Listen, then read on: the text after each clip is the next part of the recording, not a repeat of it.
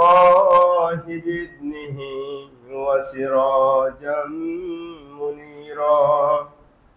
أما بعد فإن خير الكلام كلام الله وخير الهدي هدي محمد صلى الله عليه وسلم وشر الأمور محدثاتها وكل محدثة بدعة وكل بدعة ضلالة وكل ضلالة في النار. أعوذ بالله من الشيطان الرجيم. يا أيها الناس اتقوا ربكم الذي خلقكم من نفس واحدة وخلق منها زوجها وبث منهما رجالا كثيرا ونساء واتقوا الله الذي تساءلون به والأرحام إن الله كان عليكم رقيبا. يا أيها الذين آمنوا اتقوا الله حق تقاته ولا تموتن إلا وأنتم مسلمون. يا أيها الذين آمنوا اتقوا الله وقولوا قولا سديدا يصلح لكم أعمالكم ويغفر لكم ذنوبكم ومن يطع الله ورسوله فقد فاز فوزا عظيما. أعوذ بالله من الشيطان الرجيم. ولله على الناس حج البيت من استطاع إليه سبيلا. وعن أبي هريرة رضي الله تعالى عنه قال قال رسول الله صلى الله عليه وسلم من حج لله فلم يرفث ولم يفسق رجع كيوم ولدته أمه أخرجه مسلم. আলহামদুলিল্লাহ, আল্লাহ সুবহানাহু ওয়া তাআলার জন্য সকল প্রশংসা যে আল্লাহ সুবহানাহু ওয়া তাআলা আমাদেরকে এই রমজান শেষ করে আমাদের আরো একটি গুরুত্বপূর্ণ ইবাদত, সেটি হলো কুরবানি এবং হজ। হজ এবং কুরবানি আমাদের ইসলামের অন্যতম একটি গুরুত্বপূর্ণ ইবাদত, ইসলামের 5টি স্তম্ভের অন্যতম একটি স্তম্ভ। সেই হজের মাসে উপনীত হওয়ার, কুরবানির কাছাকাছি আসার তৌফিক দিয়েছেন। এই জন্য আল্লাহ সুবহানাহু ওয়া তাআলার দরগায় কৃতজ্ঞতা জ্ঞাপন করি। সকলে বলি আলহামদুলিল্লাহ। আমরা বিশেষ করে আল্লাহ সুবহানাহু ওয়া তাআলার কৃতজ্ঞতা জানাচ্ছি যে আমরা দেখছি বিশ্বে বিভিন্ন জায়গায় মুসলমানরা আক্রান্ত হচ্ছে, অনিরাপদে আছে, আরো বিভিন্ন সমস্যা ফেস করছে। সেগুলো থেকে আল্লাহ সুবহানাহু ওয়া তাআলা আমাদের মুক্ত রেখেছেন। এজন্য আবার বলি আলহামদুলিল্লাহ। সালাত ও সালাম বর্ষিত হোক আমাদের নবী, সকলের নবী, সর্বোত্তম নবী, সর্বশেষ নবী, সর্বশ্রেষ্ঠ নবী, শাফিউল মুযনিবিন রাহমাতুল লিল আলামিনের উপর, যে নবী তার উম্মতের প্রত্যেকটি মৌসুমে, প্রত্যেকটি যুগে, সময় উপযোগী কি কি কাজ করবে, কখন কোনটা করবে, সবগুলো যেমন বলে গেছেন, তার সওয়াব আমাদেরকে উৎসাহিত করে গেছেন, নিয়ম নীতি বলে গেছেন। সে নবীর উপরে সালাত ও সালাম আল্লাহুম্মা সাল্লি আলাইহি আল্লাহুম্মা বারিক আলাইহি। মুআজ্জাজ হাজিরিন, আমরা জানি ইসলাম আমাদের উপরে অনেক ফরজ বিধান অর্পণ করেছেন বা আমাদেরকে নির্দেশ করেছেন। যে সকল ফরজ বিধান আমাদের উপরে ফরজ করেছেন, নির্দেশ করেছেন, তার ভিতরে অন্যতম একটি হচ্ছে হজ। এই হজকে আল্লাহর নবী সাল্লাল্লাহু আলাইহি ওয়াসাল্লাম পাঁচটি স্তম্ভ, ইসলামের যে পাঁচটি স্তম্ভ আমরা জানি, তার অন্যতম একটি স্তম্ভ হিসাবে অন্তর্ভুক্ত করেছেন, বিবেচিত করেছেন। আর এই হজ আমাদের মুসলমানদের জন্য অত্যন্ত গুরুত্বপূর্ণ একটি ইবাদত। হজ অন্যান্য অনেক ইবাদত থেকে একটি এক্সেপশনাল ইবাদত। কারণ কি? কারণটা হলো, উত্তম হওয়ার কারণ হলো হজ হলো আর্থিক এবং শারীরিক ইবাদতের সমন্বয়। যেমন আমরা সালাত পড়ি, নামাজ পড়ি, নামাজে শুধু শারীরিক যে ইবাদত সেটা আদায় হয়। যাকাত এটা হলো আর্থিক ইবাদত, কিন্তু হজ হলো এমন একটি ইবাদত যেখানে শারীরিক ইবাদত ব্যাপকভাবে, শারীরিক ইবাদতের একটা কন্ট্রিবিউশন থাকে, আবার অর্থনৈতিক ব্যাপার তো আছে। অর্থ না হলে হজ করাই যায় না। এই জন্য অর্থ এবং শারীরিক দুটার সমন্বয় এই হজে ঘটেছে। এই জন্য এই হজ অত্যন্ত গুরুত্বপূর্ণ ইবাদত। এই হজ সম্পর্কে আজকে আলোচনা করব। আলহামদুলিল্লাহ, মা তাওফীকি ইল্লা বিল্লাহ, আলাইহি তাওয়াক্কালতু ওয়া ইলাইহি উনীব। যদিও আমি এ বিষয় নিয়ে বলার চিন্তা করে আসিনি, কিন্তু আলহামদুলিল্লাহ আল্লাহ এটা নির্ধারণ করেছেন, এই জন্য বলছি। আমি অন্য একটা বিষয় নিয়ে সম্পূর্ণভাবে রেডি হয়ে এসেছিলাম, হঠাৎ আল্লাহ আমাকে এটা আমাকে বলার জন্য নির্ধারণ করেছেন আল্লাহ, এই জন্য বলছি। এই হজ আমরা করি, তাই না, সকলে মিলে, এবং অত্যন্ত আগ্রহের সাথে করি। হজ কাকে বলে এটা জানি, হজের বিধি বিধান, এর ভিতরে আবার কুরবানিও আছে। এই জন্য আমরা অত্যন্ত হজের মাসে এসেছি, হজ উপলক্ষে কথা বলা উত্তম হবে। তো হজ অর্থ, শাব্দিক অর্থ হলো ইচ্ছা পোষণ করা, ইচ্ছা পোষণ করা। আর পরিভাষায়, পারিভাষিক সংজ্ঞা হলো নির্ধারিত সময়ে, নির্ধারিত সময়ে, নির্দিষ্ট নিয়মে, নির্ধারিত স্থানে আল্লাহ সুবহানাহু ওয়া তাআলার সন্তুষ্টি অর্জনের লক্ষ্যে নির্ধারিত কাজ সম্পাদন করাকে বলা হয় হজ। তাহলে এখানে কি কি পেলাম? নির্ধারিত সময়, অর্থাৎ হজের যে 4টি মাস আছে, জিলকাদ, জিলহজ, মুহররম, জিলকাদ, জিলহজ, শাওয়াল, জিলকাদ, জিলহজ, মুহররম, এই 4টি মাস, এটা হলো নির্ধারিত সময়। আবার নির্ধারিত নিয়মে হতে হবে, নির্ধারিত নিয়মে হতে হবে। আমার আপনার ইমাম সাহেবের, অমুক ওলির মত অনুযায়ী হজ সহ কোন ইবাদত সম্পন্ন করা যাবে না। হজ হতে হবে নির্ধারিত নিয়ম, যেটা আল্লাহ আমাদেরকে নির্দেশ করেছেন, রাসূলুল্লাহ সাল্লাল্লাহু আলাইহি ওয়াসাল্লাম বাস্তবিক করে দেখিয়েছেন, সেই অনুযায়ী হতে হবে। আবার নির্ধারিত স্থানে হজ হতে হবে। এই আমাদের ঢাকার আশেপাশে হজ হবে না, আমাদের ঢাকার আশেপাশে টুঙ্গিতে হজ হবে না, হজ হতে হবে মক্কাতে, মদিনাতেও হজ নেই। আবার নির্ধারিত কাজ, যেগুলো আল্লাহ এবং রাসূল কর্তৃক নির্ধারিত করে দেওয়া হয়েছে, এটা হজের কাজ, এটা হজের কাজ, সেইগুলো আবার সেটা হতে হবে আল্লাহর সন্তুষ্টির জন্য। আমি এই সামনে ইলেকশন করব, ভোটে দাঁড়াবো, একটা আলহাজ পদবি দরকার না। আমি বয়স্ক হয়ে গেছি, বুড়ো হয়ে গেছি, প্রভাবশালী, প্রতিপত্তিশীল, আমার একটা স্ট্যাটাস আছে, সমাজে আমার একটা স্থান আছে, দাম আছে, মান মর্যাদা আছে। আলহাজ না থাকলে কি এমন হয়, বিচারে তো বসা তেমন সুবিধা করা যায় না, এই জন্য আলহাজ হবে না। তাকাররুবান লিল্লাহ, আল্লাহ সুবহানাহু ওয়া তাআলার সন্তুষ্টির জন্য হতে হবে। তাহলে এই হলো হজের সংজ্ঞা। হজ আমরা যে করব, কাদের উপরে ফরজ, যে ব্যাপারে আল্লাহ বলেন, আউযু বিল্লাহি মিনাশ শাইতানির রাজীম, ওয়ালিল্লাহি আলান নাসি হিজ্জুল বাইতি মান ইসতাতাআ ইলাইহি সাবিলা।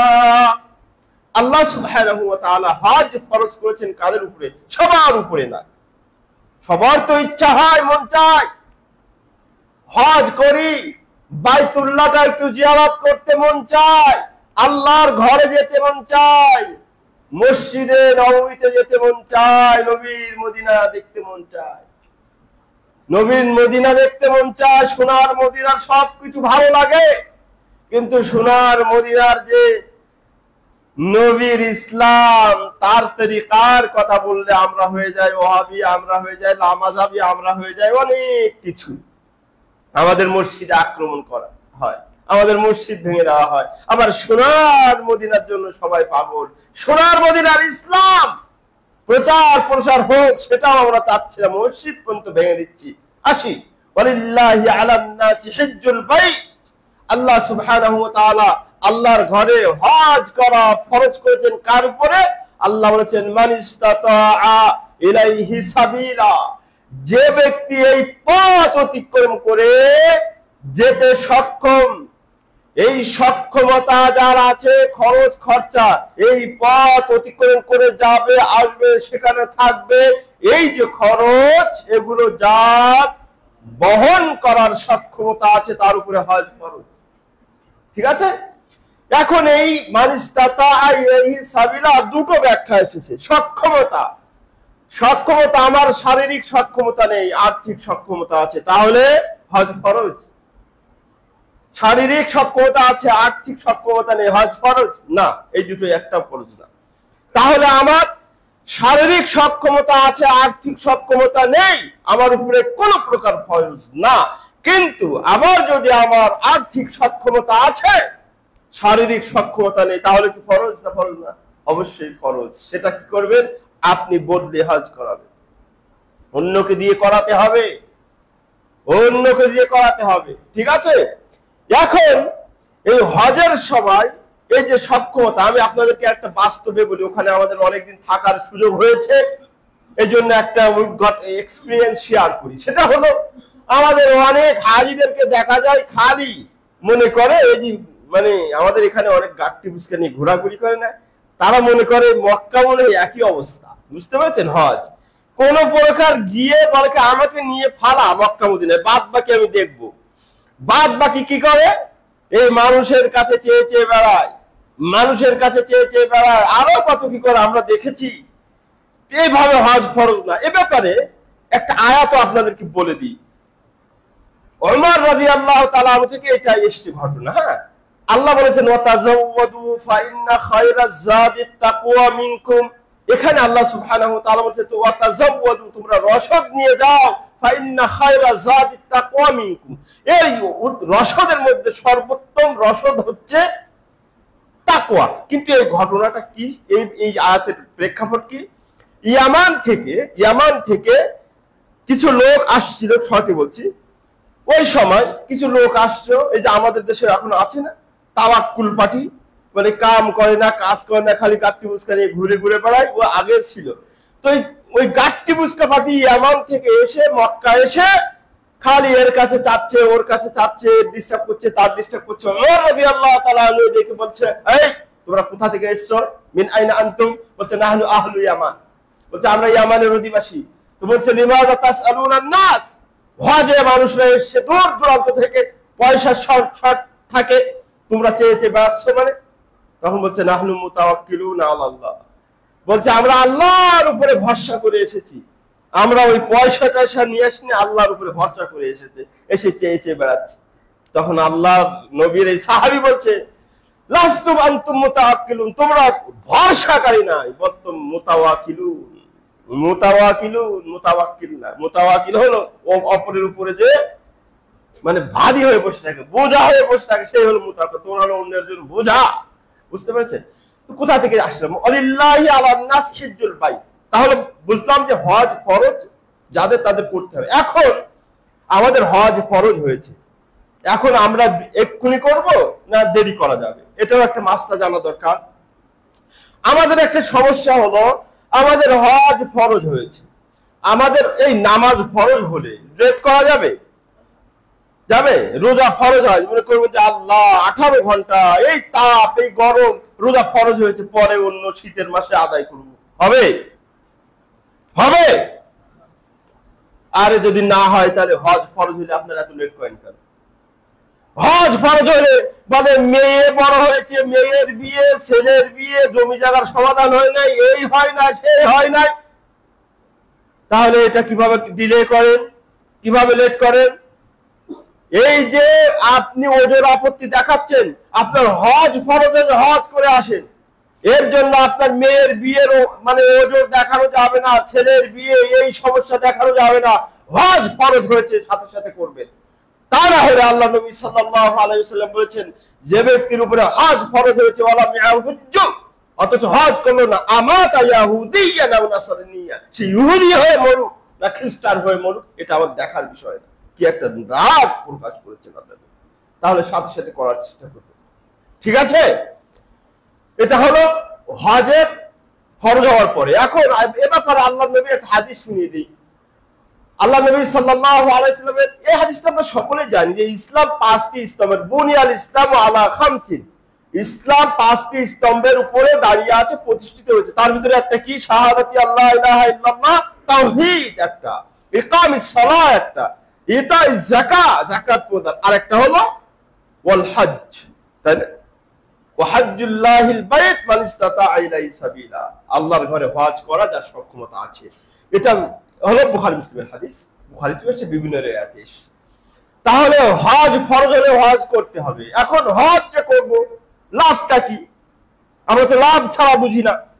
লাভ কি? আল্লাহর নবী সাল্লাল্লাহু আলাইহি ওয়াসাল্লাম বলেছেন, আন আবি হুরায়রা রাদিয়াল্লাহু তাআলা আনহু قال قال رسول الله صلى الله عليه وسلم মান হাজ্জা লিল্লাহ, যে ব্যক্তি আল্লাহর সন্তুষ্টির জন্য হজ করলো, ফালাম, আর হজে গিয়ে ফালাম ইয়ারফুস, অশ্লীল কাজ করলো না, ওয়ালাম ইয়াফসুক, ফিসকি ফুজুরি কোন কাজ করলো না, রাজাআ কায়াউমি ওয়ালাদাতহু উম্মু, তাহলে হজ করে ফিরবে যেমন তার মা প্রসব করেছিল, নিষ্পাপ, নিষ্কলুষ, ইনোসেন্ট, পুত পবিত্র, এরকম হয়ে ফিরে আসে। সুবহানাল্লাহ। তাহলে হজ মানুষের গুনাহ মাফ করে। মুসলিম শরীফের আরেকটা হাদিসে এসেছে, আল ইসলামু ইয়াহদিমু মা কাবলা ওয়াল হিজরাতু তাহদিমু মা কাবলা ওয়াল হাজ্জু ইয়াহদিমু মা কাবলা। মুসলিম শরীফের হাদিস, ইসলাম, কোন বিধর্মী যদি ইসলাম ধর্ম গ্রহণ করে তার পূর্বের সকল গুনাহ মাফ হয়ে যায়। এমনি ভাবে কোন ব্যক্তি যদি হিজরত করে আল্লাহর জন্য, কোন ব্যক্তি যদি আল্লাহর জন্য হিজরত করে, দ্বীনের জন্য, দ্বীন সংরক্ষণের জন্য, ঈমান সংরক্ষণের জন্য, তার পূর্বের সকল গুনাহ মাফ করে দেওয়া হয়। এমনি ভাবে আল হাজ্জু ইয়াহদিমু মা কাবলা, হজ করলেও পূর্বের সকল গুনাহ মাফ হয়ে যায়। হিজরত নিয়ে একটু কথা আছে, হিজরত নিয়ে আমাদের প্রশ্ন আছে, এবং আপনারা দেখেন ফেসবুকে মাঝে মধ্যে গরম হয়, আমাদের অনেক ভাইয়েরা এদেশীয় হোক ভিন দেশীয় হোক চলে যাচ্ছেন কোথায়? দুনিয়া লোভের, দুনিয়ার অর্জনের লোভে বা দুনিয়াবি কোন স্বার্থের জন্য চলে যাচ্ছেন কোথায়? ও সূর্য ডোবার দেশের দিকে চলে যাচ্ছেন, ওয়েস্টার্ন ওয়ার্ল্ডে চলে যাচ্ছেন, আমেরিকায় চলে যাচ্ছেন। এটা কি হিজরত হবে? আমাদেরকে বলে আমরা তো এটা হিজরত, হিজরত হবে কিনা, বলে এটা হিজরত না। আউযুবিল্লাহ। হিজরত কোনটা হয়? দ্বীন ইসলামী রাষ্ট্রে যাবেন, যেখানে ইসলাম সংরক্ষণ করতে পারবেন, যেখানে আপনার ঈমান সংরক্ষণ হবে, সেখানে গেলে হিজরত।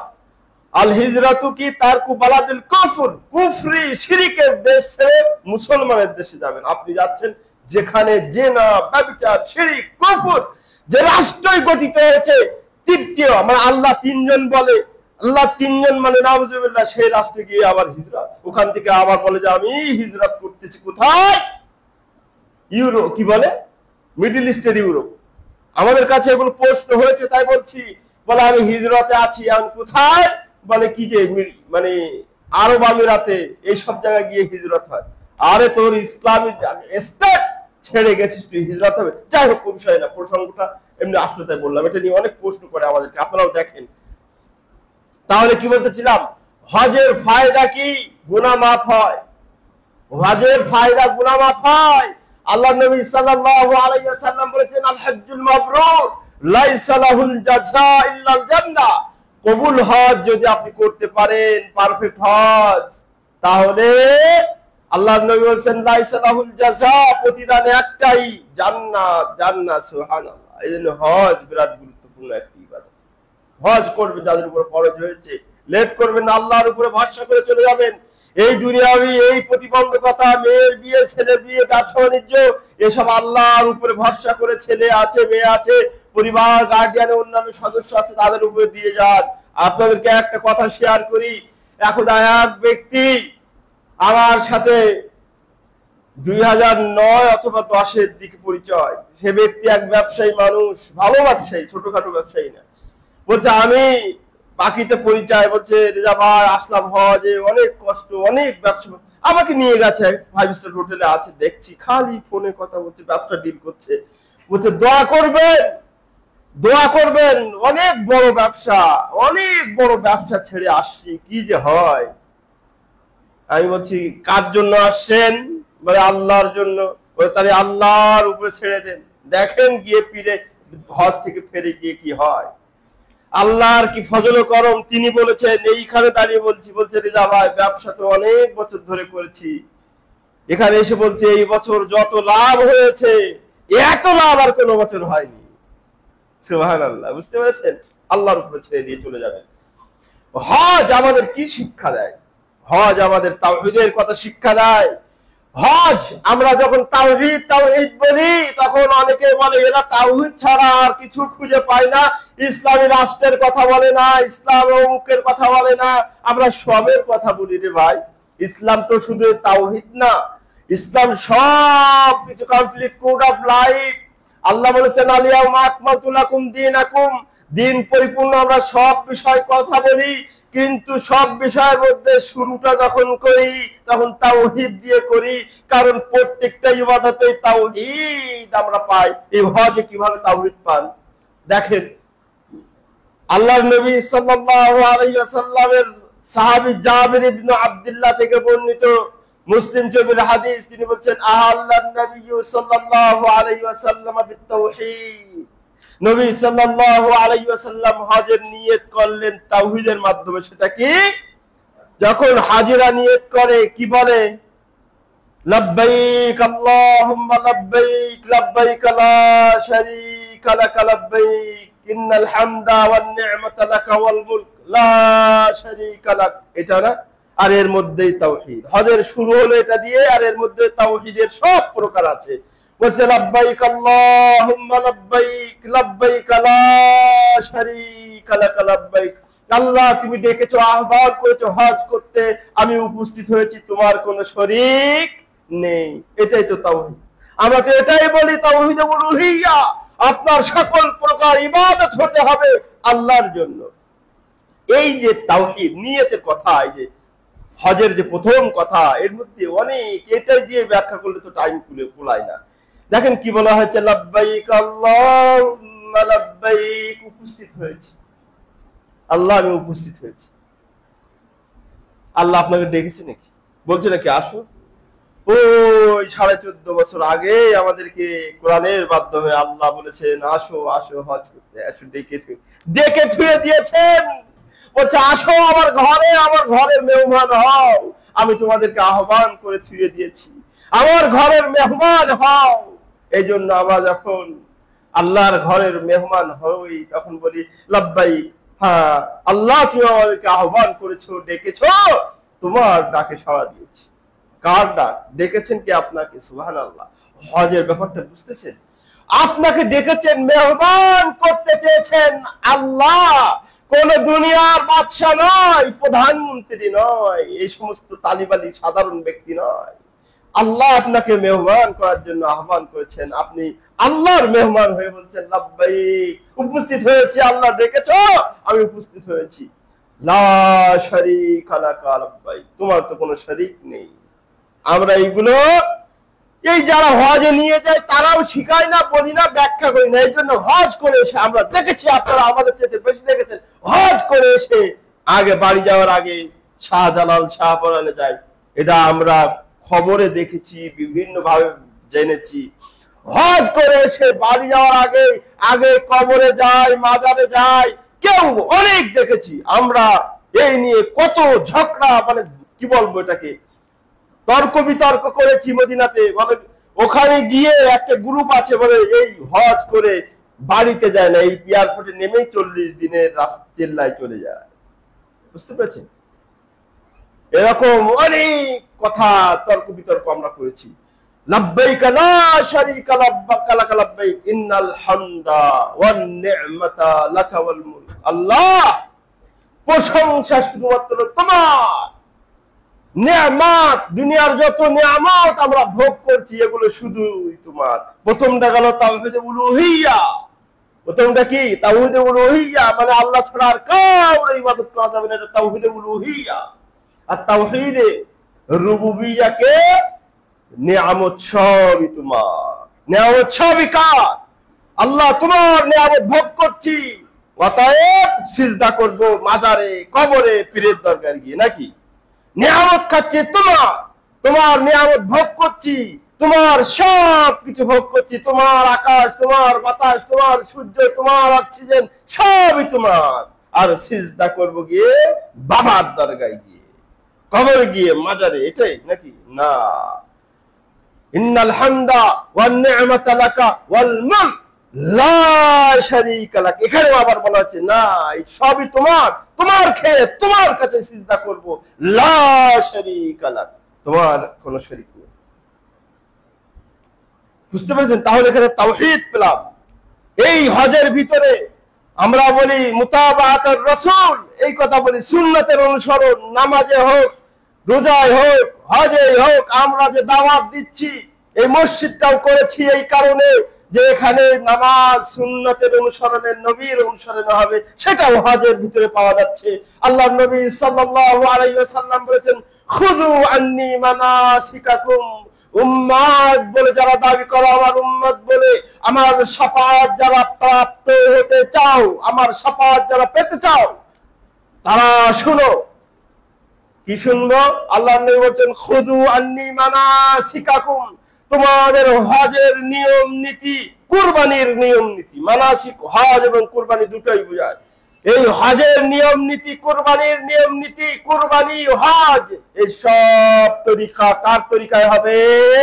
নবীর তরিকায় হবে, নবীর তরিকা হবে হজ। কিন্তু আমরা হজে গিয়ে মাযহাবি গোড়ামি ছাড়তে পারি না, জানেন আপনারা? একটা উদাহরণ দেই, ওইদিকে যেতে চাচ্ছি না, কিন্তু না বললে আবার পয়েন্টটা ক্লিয়ার হয় না। আল্লাহর নবী বললেন, হজ করো আল্লাহর সন্তুষ্টির জন্য, কিন্তু আমার তরিকায়। মুসলিমের হাদিস, খুযু আন্নী মানাসিকাকুম, আমার তরিকায় হজ করবে। আল্লাহর নবী হজ করেছেন না, প্র্যাকটিক্যাল করেছেন। এটাকে বলা হয় কওলি এবং ফেলি। মুখে যেমন নির্দেশ করেছেন, কাজ করে দেখিয়েছেন। আল্লাহর নবী হজ করলেন, করে যখন আরাফায় গেলেন, আরাফায় গিয়ে আল্লাহর নবী সাল্লাল্লাহু আলাইহি ওয়াসাল্লাম হজের দিন কি করলেন? জোহর আসর জমা কসর করলেন। কি করলেন? জমা কসর, অর্থাৎ জোহর এবং আসর একসাথে পড়লেন, 4 রাকাতের জায়গায় 2 রাকাত করে পড়লেন। এটা আল্লাহর নবী সাল্লাল্লাহু আলাইহি ওয়াসাল্লাম পড়লেন, সাহাবীরা, সকল সাহাবীরা পড়লেন।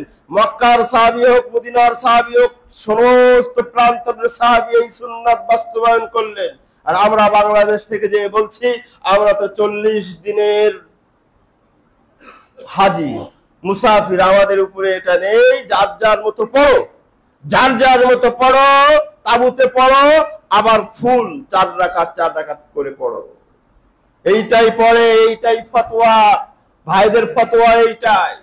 তাহলে আল্লাহর নবী বললেন, আমার তরিকায় হজ করো। আর আমরা তরিকা বাদ দিয়ে, নবীর তরিকা বাদ দিয়ে, মাযহাবের তরিকা, ইমামের তরিকায় হজ করছি। শুধু একটা উদাহরণ দিলাম, কত যে দেওয়া যাবে, সময় বেশি পাই না, এই জন্য বলতেছি না। একটা নবীর তরিকা এখানেও মানে আপনি কি করলেন? ইগনোর করে চললেন, অ্যাভয়েড করলেন, পরিত্যাগ করলেন। আবার কিয়ামতের দিন গিয়ে বলবেন, নবী সুপারিশ করো, শাফাত করো, না হলে তো বাঁচা যাবে না, রেহাই নেই, রেহাই নেই। নবী তো ওই বলবে যে সব জায়গায়, নামাজেও আমাকে অ্যাভয়েড করেছিলে, নামাজ আমার বাদ দেখিয়ে ইমাম কি বলেছে সেই ফতোয়া, মাযহাব কি বলেছে সেই ফতোয়ায় নামাজ পড়েছো, হজও এরকম করেছো, সব জায়গায় এগুলো করেছো, আবার এই কিয়ামতের দিন বিপদে পড়ে নবী বাঁচাও নবী বাঁচাও। তাই না? এই জন্য এখানে সুন্নাতের গুরুত্ব বোঝাচ্ছে এই হজ। আমাদের সুন্নাত সব জায়গায় খেয়াল রাখতে হবে, নামাজে, রোজায়, হজে, যাকাতে, এমনি বাস্তবিক ড্রেসে, চলায় ফেরায়, সুরাতে, চেহারায়, সব জায়গায় সুন্নাতের গুরুত্ব দিতে হবে। হজ আমাদেরকে আরো কি শিখাচ্ছে? হজ আমাদেরকে আকীদা শিখালো, তাই না? ইবাদত শিখাচ্ছে, আখলাক শিখাচ্ছে। আখলাকে আসি, ইবাদত তো, হজ তো পুরোই ইবাদত, হজ তো পুরোই ইবাদত, ইবাদত নিয়ে আর যাচ্ছি না। আখলাক শিখাচ্ছে আমাদেরকে। বলছেন আল্লাহ নবী সাল্লাল্লাহু আলাইহি ওয়াসাল্লাম, মান হাজ্জা লিল্লাহ, যে ব্যক্তি হজ করলো, ফালাম ইয়ারফুস, অশ্লীল কাজ করলো না, অশ্লীল কাজ করা যাবে না। আল্লাহ নবী বলছেন ওয়ালাম ইয়াফসুক, ফিসকি, ফুজুরি, ফাসিকি কাজ করা যাবে না। তাহলে এগুলোই তো আখলাক। অশ্লীল কাজ ছাড়া, অশ্লীল কথাবার্তা ছেড়ে দেওয়া, অশ্লীল কিছু দেখা, সব পরিহার করতে বললেন আল্লাহ নবী। আর এই ধরনের হজ যদি আমি আপনি করতে পারি, তাহলে আমরা গুনাহমুক্ত হয়ে ফিরতে পারবো। তাহলে এখানে আখলাক শিখাচ্ছেন না? আখলাক শিখাচ্ছেন। এখানে আমরা আখলাক শিখলাম, এখানে ধৈর্য শিখলাম, এখানে আমাদের যে আল্লাহর মুরাকাবা, মনিটরিং আছে, সেটাও শিখলাম। এছাড়াও হজ আমাদেরকে আরো কি শিখাচ্ছে? হজ আমাদেরকে শিখাচ্ছে যে আমরা যে দুনিয়ায় এত দুনিয়া প্রীতি, দুনিয়া বাদ দিয়ে, হজ আমাদেরকে শিখাচ্ছে, ওই মুসলমানেরা শোন, তোদের আসল জিনিস হলো কবর এবং আখিরাত। এই দুনিয়ায় যে হাজার শত শত কাপড় চোপড় পরিস, এই ব্র্যান্ডের, সেই ব্র্যান্ডের, অমুক ব্র্যান্ডের, তমুক ব্র্যান্ডের, ব্যাংক ব্যালেন্স, অর্থ, প্রপার্টি, এগুলো না রে তোদের জন্য। তোদের জন্য দুইটা কাফন মাত্র, সাদা কাপড়। কয়টা? শুধু সাদা কাপড় দুইটা। তাই বলে কি আমরা বৈরাগ্যবাদ গ্রহণ করবো, দুনিয়া করবো না? না, সেটা না। আমাদেরকে স্মরণ করিয়ে দিচ্ছে হজ, তোরা যতই যা করিস মুসলমান, তোদের ওই দুই কাপড় নিয়ে যেতে হবে। লাস্ট সম্পদ কয়টা? দুইটা। এই ব্যাংক ব্যালেন্স, এই সেই, কবরে গিয়ে কাজ হবে না। যতই ব্যাংক ব্যালেন্স করেন, মসজিদ হচ্ছে না, দিনের কাজ চলছে না, আমার ভাইয়ের পাশে দাঁড়াতে পারছি না, আমার এই ব্যাংক ব্যালেন্স চলবে না। কিয়ামতের দিন, কিয়ামতের আগে কবরেই যায়। কবরে যখন ফেরেশতা এসে বলবে মান রব্বুকা, তোমার রব কে? আমরা যদি বলি এই যে ফেরেশতা নেওয়াটা ইসলামী ব্যাংকের বিরাট চেক, চলবে? থেমে যাবে নাকি? আবার বললো মান নাবিয়ুকা, বললাম যে এই যে সোনালী ব্যাংকের চেক, থেমে যাবে। ওমা দিনুকা, বলবে তুই রূপালী ব্যাংকের চেক না এক্সিম ব্যাংকের চেক, কাজ হবে? হবে না। বলে দুনিয়ার সবচেয়ে দামি ব্র্যান্ডের কাপড় পরতাম রে, কবরে যখন দিবি আমার সবচেয়ে দামি যে হাজার হাজার লাখ লাখ। ওই যে কালকে একটা, মানে কালকে না কালকের আগের দিন আমাকে একজন দেখাচ্ছে, আমার ফ্যামিলির ওই একটা মেয়ে নাকি, এই যে আমাদের পাশের এই সবচেয়ে নিকৃষ্ট দুই জাতির ভিতরে এক জাতি, এক মহিলার জ্বালায় ফেসবুক, এই সেই, আপনারা জানেন হয়তো, এক মহিলা খুব এক্সপেন্সিভ লাইফ লিড করে, 150 মিলিয়ন ডলারের একটা নাকি সে কি বলে গয়না পড়ছে, দেখাচ্ছে। লাখ লাখ টাকার কাপড় পরি, ব্র্যান্ডের কাপড় পরি। আমরা বলতে পারবো যে কবরে এইগুলো দিস, চলবে? ওখানে সাদা দুইটা কাপড়, এটা আমাদের স্মরণ করিয়ে দেয়। এই জন্য হিসাব করে চলতে হবে। এরপরে হজ আমাদেরকে কি শেখাচ্ছে? হজ আমাদেরকে বলছে, ও বান্দারা, হজ আমাদেরকে আখিরাতের কথা শিখাচ্ছে। আখিরাতে কি অবস্থা? যার যা ব্যাংক ব্যালেন্স, জমি যা, সব তো নিয়ে উঠবো আখিরাতের দিন নাকি? ও মিরপুরের দুয়ারি পাড়ার লোক, যার যা ব্যাংক ব্যালেন্স, ধন সম্পদ, সেইগুলো নিয়ে তো যাইতে পারবো আখিরাতের দিন নাকি? না খালি হাত? শুধু খালি হাত হইলে হয়? ন্যাংঠ উলঙ্গ হয়ে উঠবো, জানেন? কোন কাপড় নিতে পারবো না। আল্লাহ নবী সাল্লাল্লাহু আলাইহি ওয়াসাল্লাম যখন এই দৃশ্যের বর্ণনা দিচ্ছে, মা আয়েশা বলছেন, লজ্জায় বলছেন, ইয়া রাসূলুল্লাহ ইয়ানদুর বাদুনা বাবা, এই ওই উলঙ্গ হইলে একে অপরের দিকে দেখবেন, এটা কেমন লজ্জাস্কর ব্যাপার না? আল্লাহর নবী তার প্রিয় জীবন সঙ্গিনীকে বলছে, ইয়া আয়েশা আল আমরু লাইসা কাযালিক, তুমি যেমনটি মনে করছো ওই আখিরাতের ময়দান তেমন না, তাকানোর সময় থাকবে না, সবাই নবীরা পড়তে বলবে আল্লাহুম্মা সাল্লিম ওয়া সাল্লিম, তুমিই তো বাদ, নবীরা সবাই বলবে আল্লাহ বাঁচাও বাঁচাও। বুঝতে পেরেছেন? সেই জায়গার কথা স্মরণ করে দেয় হজ কিভাবে। দেখেন না সবাই গিয়ে আরাফার ময়দানে লব্বাইক আল্লাহুম্মা লব্বাইক লব্বাইক লা শারীকা লাক লব্বাইক, পাগল হয়ে যায়, দুনিয়ার কোনো খেয়াল থাকে না। আপনারা হজ করেছেন, আপনারা জানেন, আমরাও একাধিকবার করেছি, আল্লাহ আমাদেরকে করিয়েছেন, আলহামদুলিল্লাহ। আমরা জানি হজ এই আরাফাতের ময়দানে মুজদালিফার দিন কিভাবে যায়, দুনিয়া কিভাবে যায়, কোনো খবর থাকে না। ঈদ না ওই দিন, যারা হজ করছে তাদের কাছে জিজ্ঞেস করেন ওই দিন ঈদ না শুক্রবার না 24টা ঘন্টা, কিচ্ছু বুঝতে পারে না, দৌড়ের উপরে থাকে, খালি দৌড়ের উপরে থাকে, দৌড়ের উপরে থাকে। বুঝতে পেরেছেন? সবাই ওই দুই কাপড় দিয়ে শুধু আল্লাহ আল্লাহ আল্লাহ আল্লাহ আল্লাহ করতে থাকে। দেখছেন কত ধনী, কত রাজা বাদশাহ, সবাইকে ওই দুটো কাপড় পরতে হয়, পরে ওই মাটির উপরে থাকতে হয়, পাথর মাটির উপরেই ঘুমাতে হয় মুজদালিফায় গিয়ে, নাকি প্রাসাদের একটা রুম করে নেয়, মানে ছোট্ট একটা এসি রুম, সারাদিন এসিতে থাকি, আরো টুকি থাকি, এরকম নাকি? হজ করেছেন না? ওই কি বলে, ওই সাদা মাটি সাদা পাথরের উপরে খালি মাঠে ঘুমাতে হয়, তাই কি না? হজ আমাদের কি শিখাচ্ছে? বলছে ওই আখিরাতের একটা অবস্থা দেখে নাও, সময় কিভাবে যায় টের পাও না যেমন, আবার কিছু এখানে নিয়ে বলো না, সবাই সমান, সবাই সমান, খালি আল্লাহ আল্লাহ আল্লাহ আল্লাহ, এটাই হলো তোমাদের পুঁজি, আল্লাহ আল্লাহ পুঁজি, আল্লাহ আল্লাহ পুঁজি। এটাই আমাদেরকে স্মরণ করিয়ে দেয় হজ। হজ আমাদেরকে আরো কি শিক্ষা দেয়?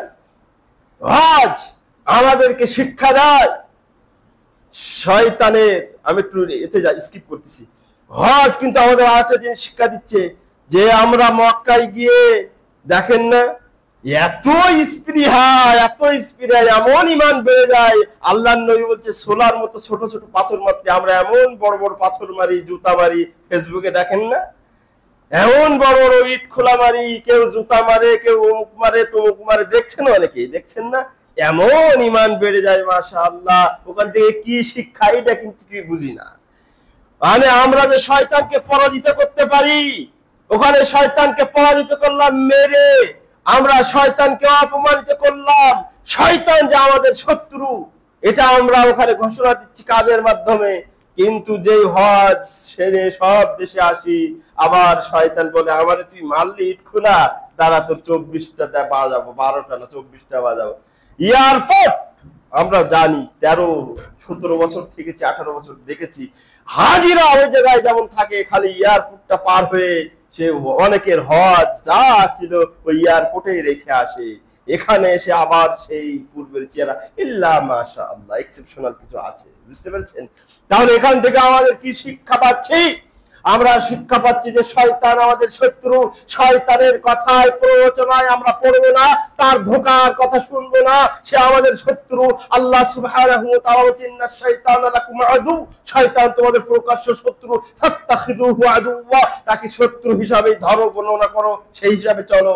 কিন্তু না, ঘরে যখন ঢুকছি শয়তান বলছে আরে তুই এত কষ্ট করে অফিস করে এসেছিস, কাজ কাম টায়ার্ড হয়ে এসেছিস, বলে রিমোটটা একটু টিপে যা দেখার দে। যুবকরা হাতে, সবার হাতে অ্যান্ড্রয়েড, শয়তান বলছে, খুঁচাচ্ছে, বলছে এই জিপি ফ্রি, এত জিপি করবি কি, শেষ তো করা লাগবে। বলে হ্যাঁ, বলে লাল দেখ, নীল দেখ, সাদা দেখ। শয়তান যা বলছে, শত্রু কই, শত্রুতা কই, শত্রুতা রাখতে হবে। ও যেটা বলবে সেটা করা যাবে না, ও বললে করা যাবে না। বুঝতে পেরেছেন? তাহলে এইগুলো হলো আমাদের হজ শিক্ষা দিচ্ছে, কিন্তু আমরা হজের শিক্ষাগুলো আর কোথায় নিচ্ছি? আরো অনেক শিক্ষা আছে। এবার আমরা আরেকটা পর্বে যাই, সবাই সেই প্রায় কাছাকাছি শেষ। হজের আরেকটা, মদিনার একটা কিছু বলি, মদিনায় না বললে হয় না। আমরা অনেকেই বলি যে, মনে করি যে মদিনায় যাওয়া লাগবে, মদিনায় যাওয়া লাগবে, তাই কি না? না, মদিনা কিন্তু কোনো হজের পার্ট না। হ্যাঁ, যে ব্যক্তি আল্লাহ নবী সাল্লাল্লাহু আলাইহি ওয়াসাল্লাম বলেছেন লা তুসাদ্দুর রিহালু ইল্লা আলা সালাসাতি মাসাজিদ ইল্লা ইলা সালাসাতি মাসাজিদ, 3 মসজিদে সওয়াবের জন্য, সওয়াবের নিয়তের জন্য নিয়ত করে 3টি মসজিদে সফর করা যায়, আর কোন মসজিদে যাওয়া যাবে না। 1 নাম্বার হলো বাইতুল্লাহ, 2 নাম্বার মসজিদুন নববী মসজিদে নববী, আর একটা হলো বাইতুল মাকদাস। বাইতুল মাকদাসে সফর করে যাওয়া কি সওয়াবের কাজ, অথচ দুঃখজনক হলেও সত্য, সেই বাইতুল মাকদাস আজকে সবচেয়ে অভিশপ্ত, ঘৃণিত, নিকৃষ্ট ইহুদি জাতিরা দখল করছে, সেখানে আক্রমণ করছে। এটা আমাদের হাতের কামাই। আল্লাহ বলেছেন যারাল ফাসাদু ফিল বাররি ওয়াল বাহরি বিমা কাসাবাত আইদিন নাস, এই দুনিয়ায় যা কিছু হচ্ছে, আমাদের এই ফিতনা, ফাসাদ, নির্যাতন, নিষ্পীষণ, আমরা যে অবস্থায় আছি, যা কিছু হচ্ছে, বিমা কাসাবাত আইদিন নাস, এটা আমাদের হাতের কামাই। আমরা আমাদের ইসলামকে ভুলে গেছি, আমরা কোরআনের অনুশাসনকে ভুলে গেছি, আমরা সুন্নাহর অনুসরণ ভুলে গেছি, আমরা নবীর সুন্নাতকে প্রাধান্য না দিয়ে অন্যান্যদের সুন্নাতকে, তরিকাকে প্রাধান্য দিচ্ছি। নবীর যে আদর্শ, আল্লাহ সুবহানাহু ওয়া তাআলা বলেছেন লাকাদ কানা লাকুম ফি রাসূলিল্লাহি উসওয়াতুন হাসানা, তোমাদের জন্য উত্তম আদর্শ নবীর কাজ কর্ম, সেগুলোকে বাদ দিয়ে আমরা আমাদের আদর্শ বানিয়েছি এই তথাকথিত ওয়েস্টার্ন ওয়ার্ল্ডকে, এই বিভিন্ন নিকৃষ্ট জাহান্নামের কীটগুলোকে, বিভিন্ন খেলোয়াড়, চিত্তারা, কি বলে, নায়ক, নায়িকা, হিরোইন, এই সেই সেলিব্রিটিদেরকে যখন আমরা আমাদের আদর্শ বানিয়েছি, তাদের পণ্যগুলোকে আমরা সেরা বানিয়েছি, তখনই শুরু হলো আমাদের বঞ্চনা, গঞ্চনা, নির্যাতন, জুলুম, সব। আজও যদি আমরা কোরআনের দিকে ফিরে যাই, কোরআনের অনুশাসনের দিকে ফিরে যাই, সুন্নাহর দিকে ফিরে যাই, সালফে সালিহিনের আদর্শের দিকে ফিরে যাই, আজও আল্লাহ সুবহানাহু ওয়া তাআলা আমাদের ক্ষমতা দিবেন, আমাদের সক্ষমতা দিবেন, আমাদের মান মর্যাদা দিবেন।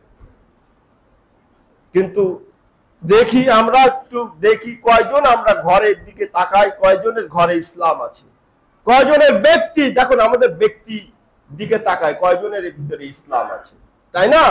তো যেটা বলতেছিলাম, কি নিয়ে চলছে, বাইতুল মাকদাস, মদিনায় গিয়ে অনেকে, মক্কায় গিয়ে, ওই হজে গিয়ে আবার শিরিকের সাথে, এটা একটু বলে দিই, শিরিকের সাথে হয়ে যায়। আপনি প্রথমেই বললেন যে শিরিক মুক্ত হয়ে আপনি ঢুকতেছেন হজে, আবার ওখানে গিয়ে শিরিক করে। কি করে শিরিক করে? ওখানে তো ডিউটি করছি, নবীর কবরের সামনে আল্লাহ দিলে এই বান্দাকে আল্লাহ ডিউটি করেছে, নবীর কবরের সামনে দেখছেন না যে দাঁড়ায় থাকে, ওখানে থাকার সুযোগ হয়েছে কয়েক বছর, রওজায় থাকা। দেখবেন আমার সাথে ফেসবুকে যারা আছে, কি বলে, হোয়াটসঅ্যাপে নাম্বার, দেখবেন আমি নবীর এই মেম্বারে দাঁড়ায় ডিউটি করছি, সেই ছবিটাই আমার ওখানে আছে, দেখবেন আমার হোয়াটসঅ্যাপ। ওখানে গিয়ে কি করি, কি কেন ডিউটি করতাম, এই হাজিরা গিয়ে এই নবীর ওই মেম্বার গিয়ে চুমাবে, ওখানের ওই যে ধুলাবালি নিবে, কার্পেট নিবে, মানে বাকি কবরস্থানের এই নিবে, কাপড় চোপড় ঘষবে, সিজদা করবে, নবীর কবরে সিজদা করবে, এই সেই। আর তুমি গেলে আর গুনাহ মাফ করাতে, তুমি গেলে আল্লাহ শরীক মুক্ত হয়ে, প্রথমে বললে লাব্বাইক লা শারীকা লাক লাব্বাইক, ওখানে গিয়ে কবরে গিয়ে সিজদা করছে। এই কবরে নিজে ধরা, নিজে দেখার ধরা, তাই বলছি। মাটি নিয়েছে ওখান থেকে আমাদের চিটাগাংয়ের লোক, মাটি নিছেন কেন? আমি ডিউটি ডে, অন ডিউটি, মাটি নিলেন কেন? বলে মাটি নেই না। আমি বলছি শোনেন, মাটি নিছেন, আমি দু চোখে দেখে আপনাকে ধরেছি। বলে না নেই, আমার উপরে আরে ঝাড়ি। আমি বলছি শোনেন, যদি প্রমাণিত হয় তাহলে কিন্তু আপনি হজ করতে পারবেন, আপনার জেলে থাকা লাগবে। বলছে না আমি তো নেই। বলছি হ্যাঁ ঠিকই তো, নেন নাই, প্রমাণিত হলে কিন্তু আপনি হজ করতে পারবেন না, জেলে যাওয়া লাগবে। এবার বলছি দেখেন তো কয়টা ক্যামেরা? 37টা ক্যামেরা আছে। কয়টা? এবার বলছি হুজুর মাফ করে দেন, হুজুর মাফ করে দেন। বলে কি? আমি বলছি এখন মাফ করবো একটা শর্তে। এখন তো আমার হাতে কোর্ট, বল তো আমার কোর্টে নাকি? আমি বলছি এক শর্তে মাফ করবো। এই মাটি নিয়ে কি করবেন এটা সত্য কথা বলতে হবে, না আর কোনো উপায় নেই। এই যে আমি এখন বলে দেবো আর আপনার রেকর্ডে দেখবে, শেষ। বলছি আমি পীর মানুষ তো, এইগুলো নিয়ে ওই যে মদিনার মাটি, খাকে মদিনা শিফা আস্ত, এলো শিফা মুরিদদের দেব, মুরিদদের দেওয়ার জন্য। আমি দিয়ে কি করবেন? আর কথা কয় না, দেবে আর টাকা কামাবে। বুঝতে পেরেছেন? এইগুলোই হজ করতে গিয়ে শিরিক করে করে আসছে। আমরা ওদিকে হাদিসে শুনলাম হজ করলে নিষ্পাপ হয়ে চলে আসার কথা আল্লাহ নবী বললেন, আর এইগুলো করে আসলে নিষ্পাপ হয়ে যাবে। গুনার ফ্যাক্টরি নিয়ে আসলো, সে গুনার ফ্যাক্টরি সাথে করে নিয়ে আসছে, তাই না? এরকম আছে। যাই হোক, এবার কুরবানিতে চলে যায়। সময় যাচ্ছে। হজের আর একটা অন্যতম, হজের সময় হজেরও আছে আর আমাদের ইবাদতও আছে, সেটা হচ্ছে কুরবানি। কুরবানি একটা অত্যন্ত গুরুত্বপূর্ণ পাঠ থাকে হজেও, এবং আমাদের কুরবানির ঈদও আসছে সামনে। এখন কুরবানি করা ওয়াজিব না ফরজ না সুন্নাত জানেন আপনারা? না মুস্তাহাব? ফরজ, তাইলে সুন্নাত। সুন্নাত আল্লাহ নবী সাল্লাল্লাহু আলাইহি ওয়াসাল্লাম এটাকে সুন্নাত করেছেন। যে ব্যক্তি সক্ষম সে ব্যক্তি কুরবানি দিবে। এখন এখানে একটা সমস্যা আছে, বলে কুরবানি দিতে গেলে আমরাই তো হুজুর, মাঠে তো আমরা কাজ করি, বাস হুজুর সার টাকা তো নেই কুরবানি দেওয়ার, টাকা নেই। মাশাআল্লাহ, আপনার কি বলে ওই যে কি খাতনার অনুষ্ঠান করতে টাকা পাচ্ছে, খাতনার অনুষ্ঠান বলে সুন্নতি খাতনা, বলে সুন্নতি খাতনার অনুষ্ঠান, বলে সুন্নতি খাতনার অনুষ্ঠানে ছাগল গরু কেটে বিরাট পার্টি, এটা নাকি সুন্নতি খাতনা হয়ে গেছে। এটা সুন্নতি খাতনা হয়ে গেছে। এই অনুষ্ঠান জন্মদিনের টাকা আছে, বার্থডের টাকা আছে, জন্মদিনের অনুষ্ঠানের টাকা আছে, ফাও কাজের টাকা আছে, অমুক কাজের টাকা আছে, ঘরের টাইলস করার টাকা আছে, রান্নাঘর বাথরুম টাইলস করার টাকা আছে, কোন জায়গায় ঋণের আর সমস্যা নেই। কুরবানি আসলে বলে ঋণ আছি, করতে পারবো না পারবো না। আমি বলছি তা পারবেন কেন? ও যে একদিন বলছিলাম যে একটা শিল্পপতি, এখন সে জেলে আছে, নাম না বলি, বলছে আমার কেউ হজ ফরজ, আমার তো অনেক ঋণ, 100 কোটি টাকা ঋণ। আমি বললাম 100 কোটি টাকা ঋণ নিতে হলে আপনার কয় হাজার কোটি টাকার মালিকানা দেখাতে হয়েছে, আমার দিবে 100 কোটি টাকা? আর দিবে? আমার না ইন্ডাস্ট্রি ফ্যাক্টরি দুনিয়ার কিছু দেখাইলে না 100 কোটি টাকা দিবে, তাই না? তো আপনি ঋণ হয়েছেন খালি এই কুরবানির সময়। আপনার ঋণ এই যে বেদাতি অনুষ্ঠান করলেন, খাতনার অনুষ্ঠান, বার্থডের অনুষ্ঠান, টাইলস, এগুলোর ব্যাপারে ঋণের সমস্যা হয় না, খালি কুরবানির সময়। দেখুন মানুষের মার কেন খাবে না হিন্দুদের দ্বারা, কেন? আল্লাহর সাথে লেনদেন করবে, আর তোর লাভ এই কুরবানিতে, তোর লাভ হজে। এখানে দেখেন সলচাতুরি আশ্রয় নিচ্ছে। আরে তুই যদি দিস তোরই লাভ, কিন্তু এই মনে হচ্ছে যেন আল্লাহ মনে ঠকাচ্ছে। কুরবানি না দিলে মনে হচ্ছে ইসলামের বিরাট ক্ষতি হয়ে যাবে, আল্লাহর মনে হয় লস, নাউযুবিল্লাহ, তাই না? তো যাই হোক, যারা যা যা মানে স্বার্থে মানে সাধ্যে কুলায়, ছাগল পাই ছাগল দেবো, ছাগল তো বেশি দাম না। গরুতে ভাগায় যাব, গরুতে ভাগায় যাব, পারলে একটা দেবো। কত ইসলামের ফ্লেক্সিবিলিটি! ইউরিদুল্লাহু বিকুমুল ইউসরা ওয়া লা ইউরিদু বিকুমুল উসরা। ইসলাম এমন ধর্ম, বলছেন আল্লাহ তোমাদের জন্য সহজ যেটা শরিয়াতে সেটাই চায়, কঠিন না চায় না। কঠিন এই সব বিধিবিধান ইসলামে নেই।